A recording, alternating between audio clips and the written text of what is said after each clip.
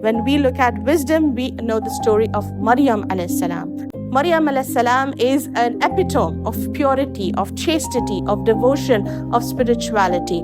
We know that she committed her life for the sake of Allah subhanahu wa ta'ala, for the worship of Allah subhanahu wa ta'ala. And Allah subhanahu wa ta'ala against that decided to raise her to a rank that was never given to any other female in history.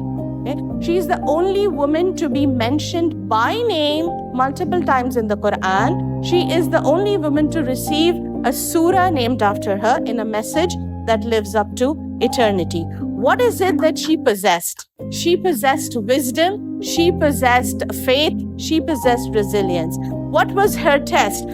First thing is what Allah subhanahu wa ta'ala raised her status to the status of receiving divine revelation. She was the only woman who an angel was sent to in person to speak to her directly. Okay. We also have the example of Musa, who was sent to revelation, but that was not a direct angelic revelation. Maryam alayhi salam was the one who received a direct angelic message from Allah subhanahu wa ta'ala.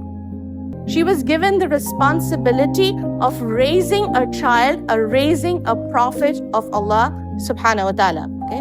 We also know when she returned back to her place with the child in her hand, it was a very big responsibility. It is a very scandalous situation that she was walking into, but she submitted to everything which Allah subhanahu wa ta'ala ordered her to do. From this example, from these incidents, we come to know again faith, spiritual development, devotion is everything which leaders in Muslim community, Muslim leaders, as women, Muslim leaders, we need to be able to find out.